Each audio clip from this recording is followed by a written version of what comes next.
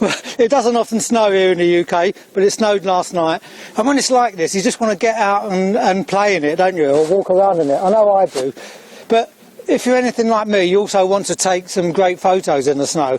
And the problem is, you quite often take some photos, but you get back and look at them on the computer, and they kind of look a little bit dull and grey and miserable sometimes. And there's a good reason for that. Now, because everything's so white, it can fool the metering system into fooling the exposure. So the camera thinks, oh, everything's white, great, I'll make it a little bit darker. And that's because the metering system tries to make everything a kind of a mid-grey. But the good news is there's a really easy way around it.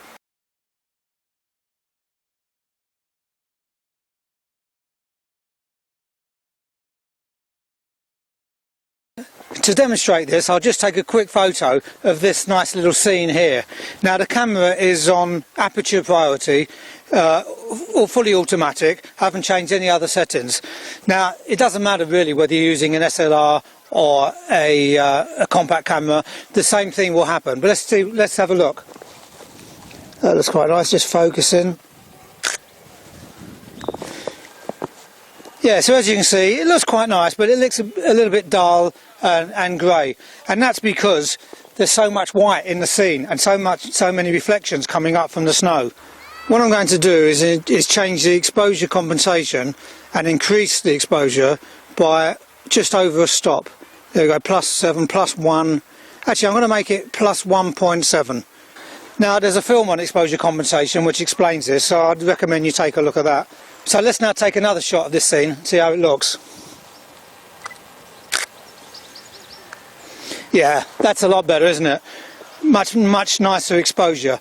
The snow looks white now rather than grey. And it doesn't really matter whether we've got an overcast day like today, or even if the sun is shining, the camera is still likely to underexpose, so you do need to use the exposure compensation.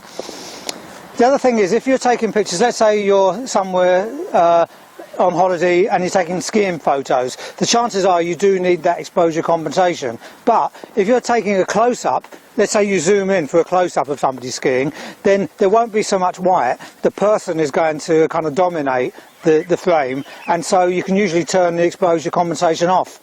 So bear that in mind. If you zoom in to a subject, you probably don't need the exposure compensation, or maybe just slightly, depending on how much white there is in the background. But you may get away with just like half a stop exposure compensation. One other thing is, if you've got a compact camera, they tend to have scene modes, you know, landscape, portrait, beach, snow, and set the camera to the snow setting, and that will do the exposure compensation for you. The other problem with taking photos in the snow, and this is a bit difficult to describe, so bear with me, but it's freezing cold, my nose is running, it's kind of crunchy underfoot, and it's wet. And when you take a photo, all of this sensory type of stuff disappears, and all you're left is with the visual of the photo.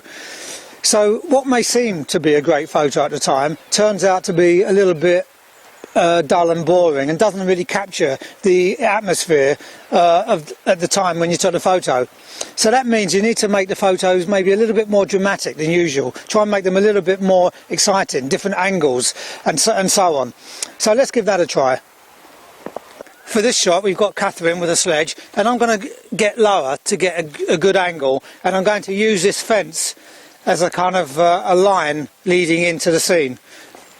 Let's see how this looks. Tell you what, Kath, run towards me. Go.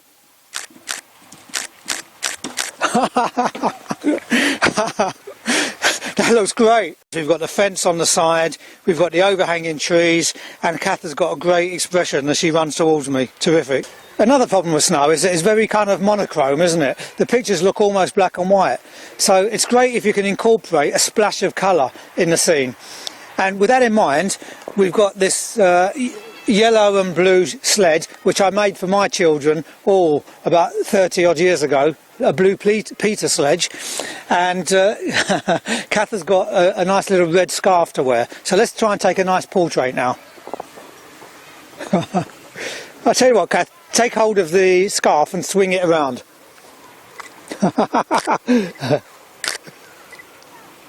That's good. Excellent. So the scarf looks really nice. We've even got the green and red of the shed in the background, which looks quite nice. Great. That's a lovely shot. Sometimes it's a good idea just to vary the shot by maybe just changing the angle. So I'm going to lay down on the floor, and I've changed Catherine's pose as well, so she's now leaning on the sledge. Let's see how this looks. I'm going to get wet here.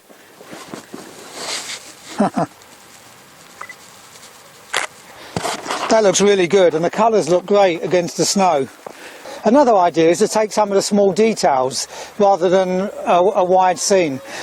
So let's have a go with a snowman. Now that looks okay, but it's a little bit boring, isn't it? I like to go round to the side, get the detail in the scene, but get something nice in the background as well. So let's give that a try. Cat's playing there in the background.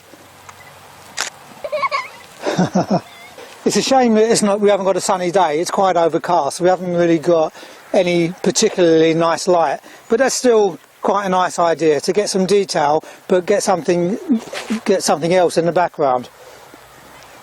Again, it's nice to get some colour into the scene, but as I said, we haven't really got any particularly nice light here, so let's see what we can do. We've got these kind of autumn colours here.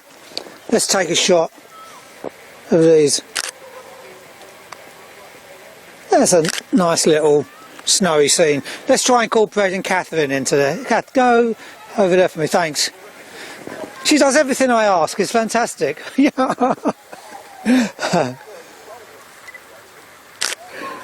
need a bit more snow on the leaves really, don't we? That looks nice. Lovely. Here's a few shots taken later that day. Leighton Buzzard, where I live, has a Grand Union Canal running through it, and that was frozen over. Good exposures, and I've tried to include a splash of colour in each shot. Back to my garden and a detailed shot of some snow-covered berries. And finally, this shot taken on a different day when we had some blue skies. Noticed a post box in the corner. If you're taking a scene with maybe wide angle, that can look nice as well. Try and get something in the foreground. And it also helps if you've got kind of virgin snow that hasn't been trodden in. So that's about it. Actually, one last thing to say is that the batteries don't last as long in this cold weather, so it's a good idea to have a spare battery with you, and probably a good idea as well to keep it in your pocket so it stays warm. The cold affects the batteries and they won't last as long in the cold weather. So as I say, that's about it. I hope you've enjoyed this film. The important thing is, as Catherine just reminded me, is to have fun. Bye for now.